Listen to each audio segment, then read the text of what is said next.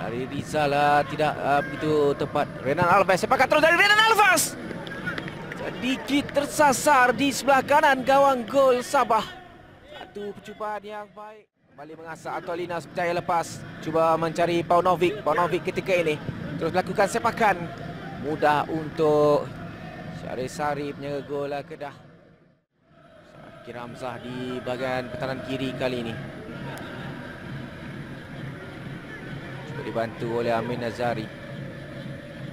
Moricham. Oleh Paunovic, kini Dennis Bushening cari rakan untuk melakukan tolakan. Antolinas sudah pun melakukan larian tolakan untuk Antolinas. Namun Rizal Ghazali yang lebih awal melakukan tampanan. Padu Bakhtiar di depan mata. Sambil itu Kedah berpeluang ketika ini. Kepa Syaman tolakan untuk Caca Kipre.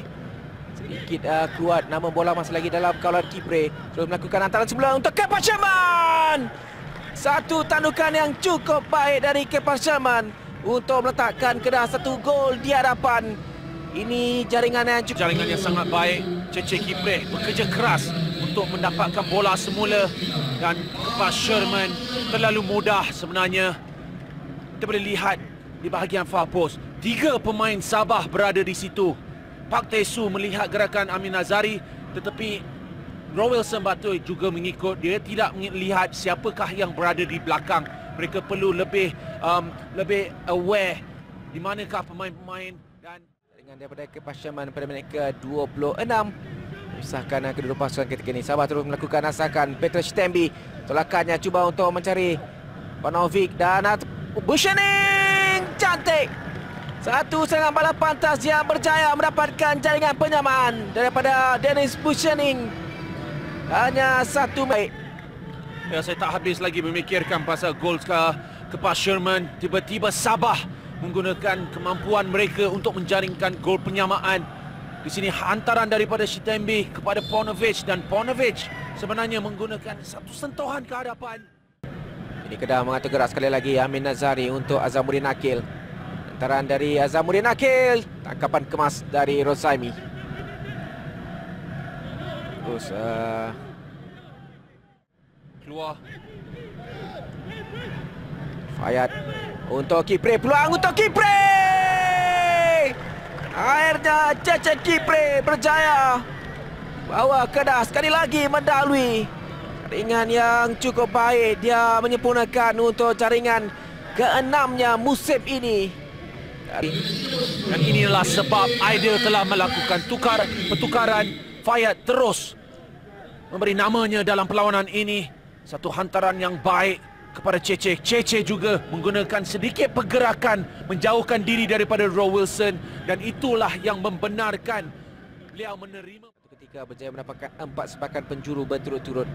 Namun setakat ini, ketika ini segalanya tampak tidak menjadi.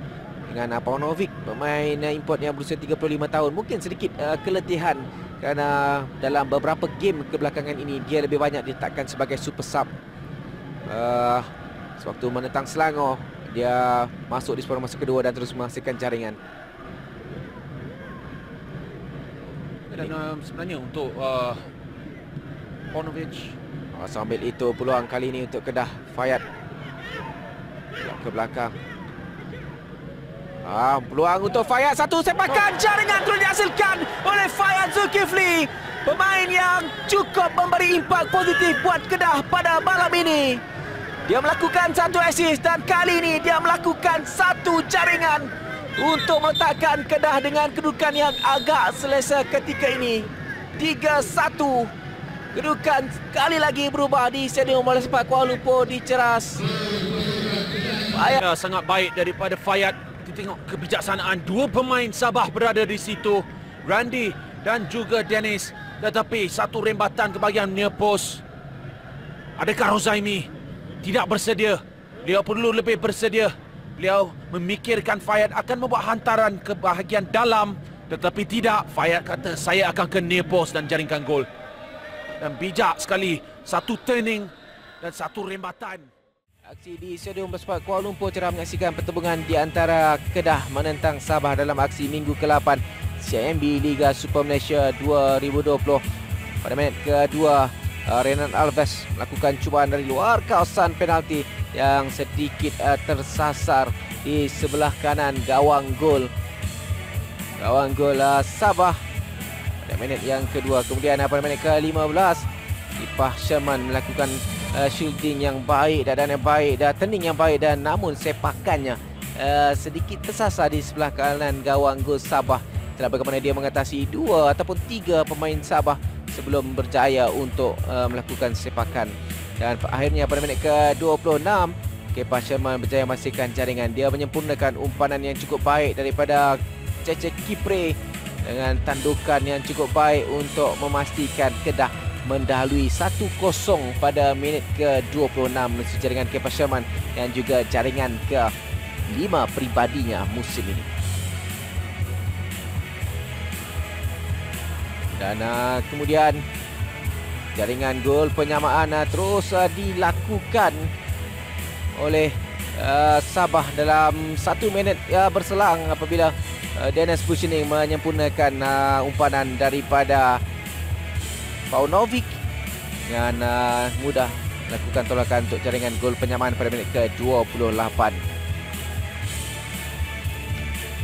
Pada minit ke-37 sepakan percuma daripada Dennis Bushining diselamatkan oleh Syahrir Sari untuk sekadar mengadakan sepakan penjuru buat Sabah. Minit ke-37.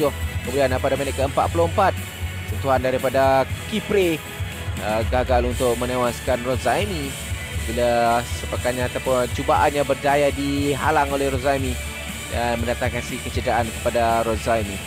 Dan di separuh masa yang kedua, minit ke-51 sepakan penjuru dari Petrus Sitembi ditepis keluar oleh Syahrir Sari. Dan pada minit ke-59 Kepa Sherman berpeluang untuk meletakkan Kedah di hadapan, namun tindakan susulannya selepas Rozaimi gagal bernumbuk bola dengan kemas tidak tepat melambung tinggi melewati palang gol. Dan pada minit ke-71 akhirnya Fayad melakukan umpanan yang cukup baik bagi Kipre memastikan gol kedua buat Kedah. Pada minit ke-71 Kipre berjaya melepasi Kalon Robinson dan dengan mudah melepaskan sepakan kaki kiri ini untuk jaringan kedua Kedah pada separuh masa yang kedua. Kemudian Fayad sekali lagi menyumbang jaringan yang cukup penting bagi Kedah di minit ke-75. Dia memperdaya 2 pertahanan Sabah sebelum melepaskan sepakan yang terus menerjah ke dalam gawang gol Sabah pada minit ke-75 untuk 3-1 di separuh masa yang kedua ditamatkan.